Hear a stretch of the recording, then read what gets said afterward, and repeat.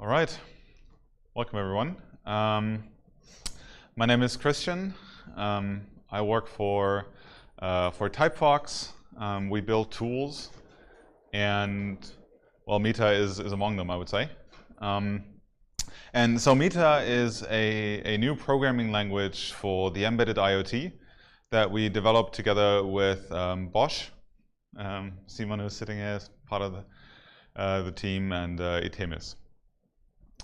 Right, so let's get started. To sort of get an impression of the language, we're going to walk through a quick demo, and this is going to be a live demo, so this might break or work, we'll see.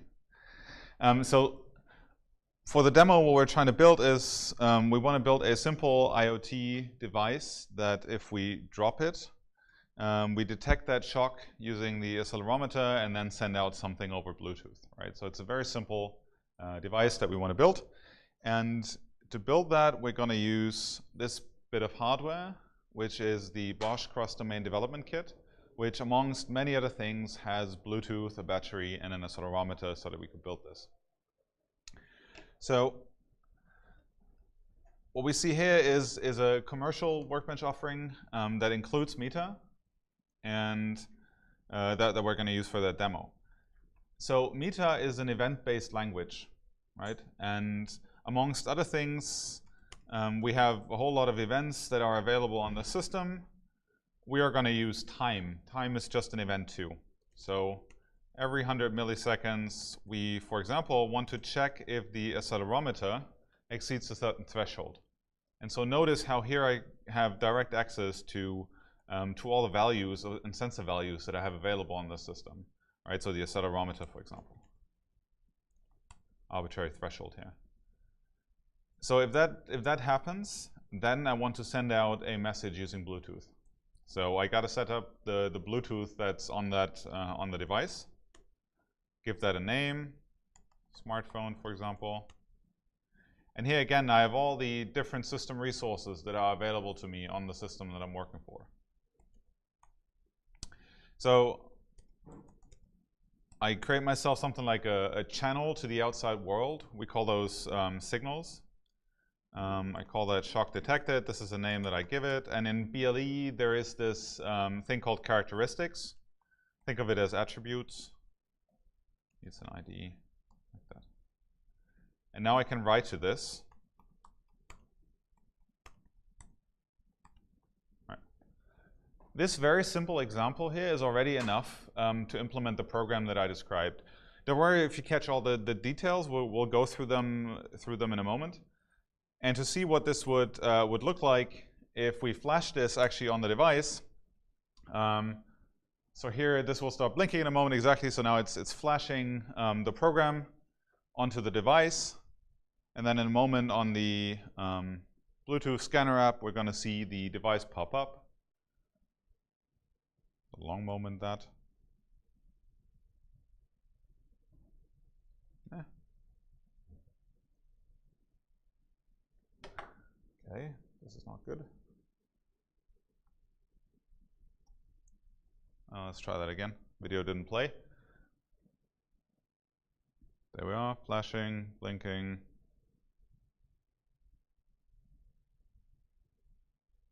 There we are. Device coming up. We select the device, get the list of characteristics, listen for notifications, and now when I shake the device, I get that notification that I just configured. Right. So in those few lines of Mita code, I was able to implement something that on C, if I were to do that in plain C, is actually fairly complex to do. And in fact, Mita does compile to C code. And we're going to have a closer look at that in a short while. All right, let's take a step back. Why invent a new programming language? I mean, this is not an obvious thing to do. There are plenty of programming languages out there, and building one is actually quite hard. So why do this? And the reason for that is that in IoT, we're at a very interesting point in time right now. Because what the Internet of Things does is it, well, as the name implies, connects everything and brings that data into the cloud, right? What that also means, though, is that we have a strong disconnect between two worlds that now have to come together. On one end, we have the cloud world, where we're talking gigabytes, terabytes, virtually unlimited RAM, CPU, and storage. On the other hand, we have embedded devices where everything is constrained. Hundreds of kilobytes of flash, hundreds of kilobytes of RAM, running on batteries, very limited computing power. Right? Which also means that the requirements for programming either differ vastly. And now we have people who are versed in one of the two worlds having to sort of venture into the other. And this presents barriers, particularly if you're coming from a cloud world and now you're presented this very constrained C programmable device. At the same time, we're observing another trend in IoT. That is, traditionally, if we wanted to scale hardware development over quantity, the curve would look something like this. In the beginning, we would start with a dev kit or breadboard where we would sort of put sensors and stick them together and wire them up. And every time I wanted another one of those, I would have to do that again. So, my effort increases with every device I build. At some point, you reach a stage where it's worth investing money into developing your own PCBA, right? So I know it, say 10 to 100 devices. You go to some shop, have it manufactured, and have that built. Then later on, you do a cost down. And eventually, say at 1,000 devices, that number really depends on how much it costs you to build hardware and how much your business case supports. You're going to end up in doing industrialization. And this is really a difficult step because at this point, you're talking certification, fulfilling the European Radio Equipment Directive, et cetera, et cetera. And if you want to ship to other countries or continents, you got to do this all over again. What we're seeing nowadays is that this curve is flattening out vastly. And the reason for that is that we've seen sort of universal hardware come out on the market. And one of that is the cross-domain, Bosch cross-domain development kit that I showed earlier. But there are also others. ST Microelectronics, for example, builds the IoT discovery board.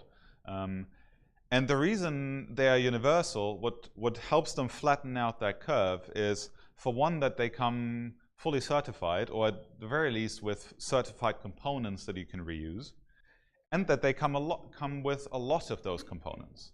They virtually have everything on board that you might possibly need. And if they do not have it, then there is an extension bus that you can connect to. Right? So it simply removes the need to build your own hardware. And this is huge, because all of a sudden it gives people access to building embedded IoT devices. And when I say embedded, I should have clarified that earlier. When I say embedded, I mean like Cortex M3, M4 class. That does not include a Raspberry Pi. That's already luxury, right? We're not talking about that. We're talking about something that costs a few dollars and runs for years on a battery. So exactly in this class is where we're seeing those universal devices come up now. But just because they have so many sensors, that also means they're really rather hard to program. They're very complex devices. And this, in turn, leads to the fun fact that when we look at, again, the scaling over quantity curve, software has not kept up with hardware, which is somewhat bizarre. Normally, it's the other way around. So what that means now, for example, if you get the STM IoT Discovery Board, they'll offer you Arduino libraries to get you off the ground quickly and to do your prototyping, because Arduino is easy. But then, once you hit that point where you want to transform or go away from this development board into something closer towards a product, you're hitting a barrier where you have to throw away everything that you've built and start from scratch. Because at this point, you're going to have to transition away from Arduino to the STM32 Cube. Right? So you start from zero again. And you also get this huge jump in effort because you got to learn new APIs, new tooling, etc.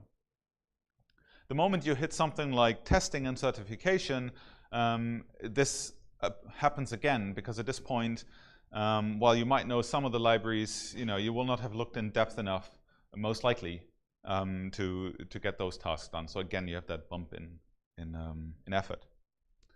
So what we're trying to do really is we're trying to have software catch up with hardware at this point. We're trying to have sort of these two curves align so that we, on one hand, can have that universal hardware that allows us to scale through quantity from prototype to product, and at the same time, we want that happen for software as well. So what we really need is a way to program the embedded IoT in a way that it lowers barriers, that it, now that we have that universal hardware, makes that accessible to people coming from outside the embedded development community. So we need something that is familiar and easy to learn if you're versed in other languages such as Java or TypeScript. Something that feels good to a wide range of users, and this is a fairly soft and vague target. Convenience is really important. Even if you can write C, that does not mean you want to, or you have the time to. And at the same time, we don't want to annoy power users. I mean, there are plenty of people out there who know embedded really, really well. And if they come to a Mita project, or if they're asked to start with Mita, we want them to be happy as well, basically. And at some point, you also might need those power features, right? So at this point, we don't want to be the technology that's holding you back from doing what you need to be doing. At the same time, as mentioned before, we want to afford this scalability into production. We want to, on the product side of things, afford a lot of control, and on the prototyping side of things, afford a lot of flexibility and sort of ease of use, if you so like. Particularly because we're going towards products, it also means that we have to be built on proven infrastructure, right? If you ship IoT devices, if you put them in the field by the thousands, you really want to make sure that what you ship is does as much as you want it to do, right? Is as bug-free as you can get it. There is no quick Kubernetes deploy to push this to 10,000 devices. And even if you have firmware over the air updates, this is typically expensive. You only have so many over the lifetime of a device, and there's a lot of regulation that surrounds that as well.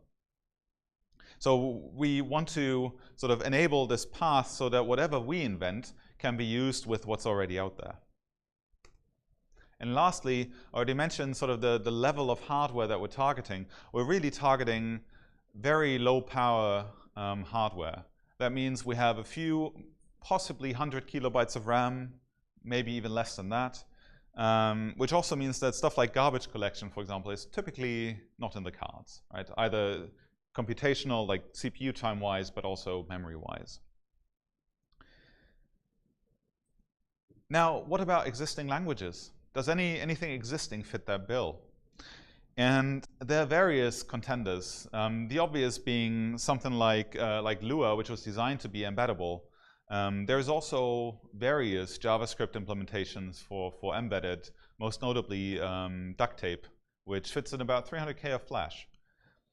However, those languages introduce another sort of separating layer of abstraction that you cannot break through, or that's very hard to break through. Once you are sort of on that dynamic language layer, you do have function calls towards the lower side hardware, but they are sort of intransparent to you. There's a chasm that is very hard to cross. And a lot of things sort of happen magically, particularly when it comes to memory, that you have little control over. So I wouldn't know anyone who'd be willing to ship 10,000 devices with something running Node MCU. So those are out of the picture. Then there are well, mainly two notable projects that are specifically designed to bring dynamic languages to an industrial scale IoT. That is mRuby, designed by no one else but Mats. Right? So this is a Japanese research project, and MicroPython, which is also noteworthy here. They do target MCUs on a slightly higher power class. Right, so to run mRuby, for example, you need at least 1 megabyte of flash, which typically for sort of really the low end of the embedded power scale is outside your budget. Now, there are other sort of general purpose languages that we might want to bring to bear. Most notably Rust and C++.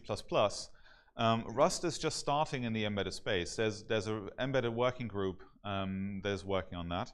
And C++ is is difficult on embedded. Let's put it this way. There's a lot of accidental complexity that might come in there. There's also Arduino, which is the elephant in the room. Well, why not use Arduino? The main reason is that Arduino does a lot of funky stuff with your code before it reaches the device.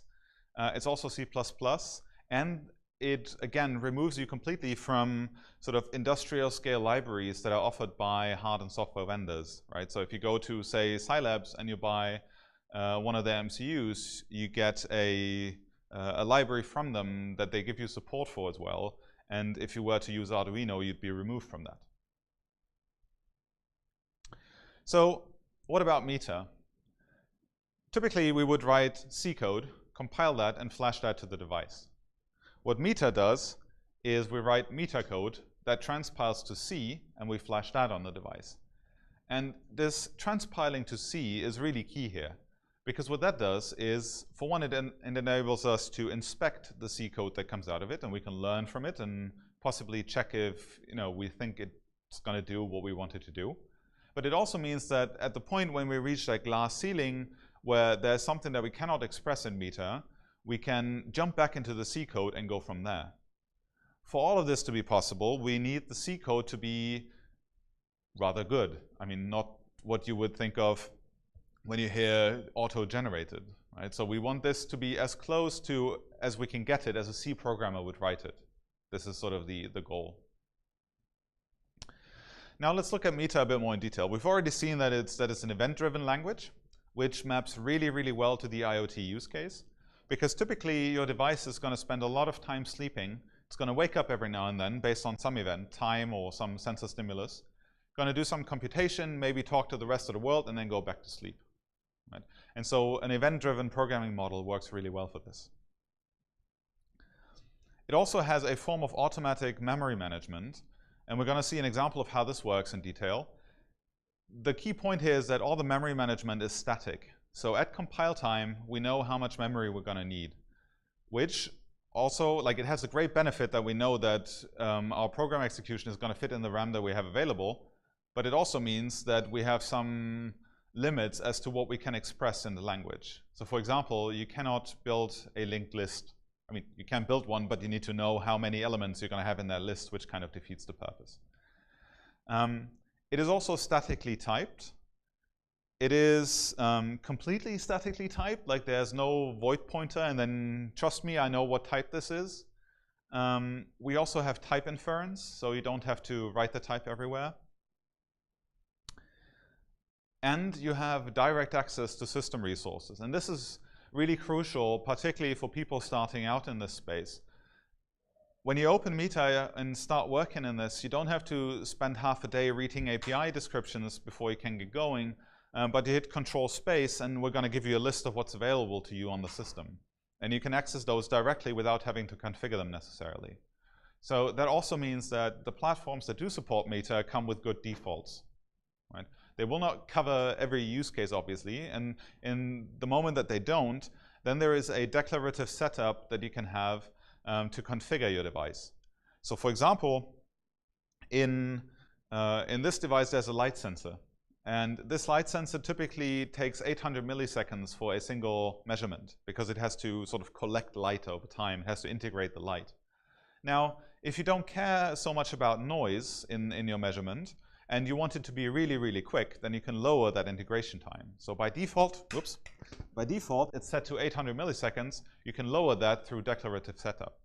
Now, when you set the integration time for this particular sensor, it also requires you to set a bunch of other modes. It's just how this sensor works. And exactly because the configuration is declarative, we have validations at compile time that tell you, hey, you've just set the integration time. You also want to set this flag. Otherwise, it's going to have no effect. If you were to use an API, chances are you'd only learn that at runtime or not at all. It simply wouldn't work, and you'd spend days trying to read a data sheet and understand why this isn't working. And lastly, as already mentioned, this transpiles to C code, right? And it transpiles to C code that is human readable, that carries over variable names and function names. There is traceability between C and Mita. And yeah, it's really intended to be consumed by humans as well. So let's look at a bit of code. Now, if you just look at this at first glance, it doesn't look like something completely out of this world. It should feel somewhat familiar, right? So there are a few things that, that you recognize, like traditional control structures. Well, no surprise there. You got for loops and ifs and do whiles and all that. You also have mutable and immutable variables. Immutability in the variables really helps us for the optimizations that we're doing. And note that there is no type written on those, so we do type inference, which in this case obviously is fairly straightforward, but it also works in more complex cases. Right. So all expressions have a type at compile time. Then there is a particularity to Mita in that it is not object-oriented. Right? Mita is not an object-oriented language, much like Go is not object-oriented. And the idea behind, or the main reason for that, is that we did not want to sort of delve into this complexity of object orientation, but also that there is simply no need for that. What we've done instead is we've introduced an idea that we've borrowed from extend, that is extension methods. So if you have a function like the one here that computes the mean of an array, you can either call that, as you'd expect, mean of values, or you can take the first argument and write that on the left side, values.mean. And like for the compiler, there's no difference virtually. But to you as a user, what it does is it makes the language feel very object-oriented, even though it isn't. Right? It also helps that functions are polymorphic, so you can overload them. Now, memory management. I've already mentioned that briefly, that we have this static memory management. If you look at the code on the left, the build message function, what that one does is it does string interpolation. The syntax is borrowed from TypeScript. And we also happen to read a sensor value as we do the interpolation. But the key thing here is that the C code that Mita would generate knows how long this string is, right? And we know that because we can count your characters, and we know how long a number in a 32 int is in worst case, and so we allocate enough RAM for that. So this is fun, but it gets really useful if we call this function and use its return value. Right? So if I were to call this, the calling C code would allocate enough space on the stack before making the call, pass in a pointer to that space, and retrieve the value this way. This is how a C programmer would write the code, right? So if you were to have a function that would generate a string, you would allocate enough space, pass in the buffer that the string would end up in, and get out how many characters you produced or something like that. Right? And this is in essence the code that we generate. And this does not just work for strings. This also works for other things like arrays and structures. Right, so that's sort of the quick tour through sort of the imperative side, the behavioral side of Mita. There is also a declarative side to it, where we configure the device that we're going to run our code on. And all of this is powered by something that we call the platform description, where each device that you want to write Mita code for has one of those. And in that platform description, we mainly talk about system resources. And system resources are things like radios, sensors, general purpose I/O pins, SPI I2C buses, stuff like that. And those system resources have configuration items by which they can be configured. So for example, a Bluetooth radio has an advertising interval which configures how often we're going to send out an advertising package, or has a name by which it's advertised.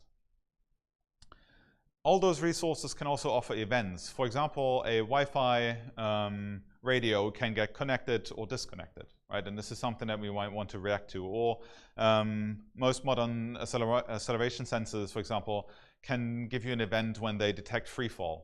And these are events that would be issued by those system resources. Lastly, those resources have modalities, which is basically state that can change at runtime, most notably sensor data. Right? So that's exactly what it's typically used for. So a An environmental sensor, such as the BME280 that's in the XDK, would support temperature, humidity, and pressure. And those would be modalities on this particular sensor. If we as users of the language want to make use of any of those system resources and we want to configure that, as the example I brought earlier with the light sensor, we can set up those system resources. And any kind of setup happens with the setup keyword. So it's basically setup and then the name of the resource. And then those resources, as mentioned before, define those configuration items that we can configure and set properties to. And exactly because this is declarative, the providers of the platform can also provide validation rules that tell us whether our configuration makes sense or not. There are some system resources that can be instantiated, typically software-based resources such as application-level protocols. In this case, Wi-Fi, well, obviously not an application layer protocol, but also something that you can give a name so that you can reference it later. So what we do here is we set up a Wi-Fi configuration, how to get into the network, and then we use that to connect to a lightweight M2M server. And as you can see there, there's a reference being made to the dev network. Now this little thing down here, this property, is what we call signals. And we've seen that before when setting up the Bluetooth in the example we had at the beginning. What those signals are basically channels to the outside world, right? And what channels are available really depends on the system resource that you're configuring at the moment. So for example, in lightweight M2M, we're talking about properties. In Bluetooth Low Energy, we're talking about characteristics. In MQTT, this would probably be a topic. In a REST-style HTTP interface, this would be a resource, etc. And sort of these different channels that those services and protocols and resources offer are abstracted by signals. Those signals have properties, and you can instantiate them, and they look like function calls, basically. So here we're instantiating the property signal, and we're setting its URL attribute to /1/2. These kind of signals are very versatile. So in this example, we're setting up the general purpose I/O for the particular board. And we're configuring a digital pin as digital out. Any one of you, like, these words are obviously borrowed from Arduino, right? So digital out and digital in is something that most of you will have seen before. But this also works for more complex cases like I2C. So down here, we're configuring an I2C bus, which typically talks about registers, and we directly transfer sort of the register table that you would find in the datasheet of whatever you're going to talk to into our code, right? And again, it's all declarative code that we can validate. Lastly, this direct access to sensor values. So here I'm just reading from a sensor, and all sort of the complexity that's going on behind the scenes. For example, that I have to initialize an SPI transaction, have to enable the pin so that the chip wakes up, and all those things is hidden away from me, and it's encapsulated. But it's only hidden so far that in Mita I don't see it. The moment I look into the C code, I do. Right? It's not just encapsulated in some API, possibly even in a different language, but it is something that is still part of my project and still something that I can inspect or change if need be. And lastly, events. Mita is an event-based language. And what we do whenever we get an event is we basically stick that in an event loop, which is a single task that works on a queue and just executes one function after the other. That's basically it. The big benefit of that is that, for one, we don't have to deal with concurrency, simply because there isn't any. And it guarantees that all your code executes in the same context. None of your Mita code will execute in an interrupt service routine context or in a timer context. You're always guaranteed to be in one context, really. Now, let's wrap things up. This example sends out some sensor data over MQTT every 10 seconds. And while we don't have to go through it in detail, it sort of illustrates the core components of Mita. For one, it's event-based. Every 10 seconds we do something. It has a strong imperative component that, particularly when compared to C, feels really rather comfortable. And it has a declarative setup that allows us to configure the device that our code is going to execute on and prepare it. There are a lot of other things that we have not covered yet, at least not in detail. That, yeah, you're very welcome to find me afterwards, and I always like to have a chat about Mita. Now, to get a feeling for what this actually buys us, these were 29 lines of code in Mita. If we transpile that to the C code that's necessary to implement this on the XDK, we get 842 lines of C code. And that's not because our generators are crap, right? It's just because the C code that's necessary to implement something like this is rather complex on embedded devices, which to some extent makes sense because you do want that level of control, right? There's a lot of tiny knobs and degrees of freedom that you actually do want to have, right? And you still have those available within Mita. Right. So it's a new programming language for the embedded IoT. Enables high-level features for the transpile to C. And it's open for everyone. We're proud to be an Eclipse project, part of the IoT working group. Yeah, PRs, comments, issues, welcome anytime. We also hang out in Mattermost. It's all in the README in our repo. Come find us. Thank you.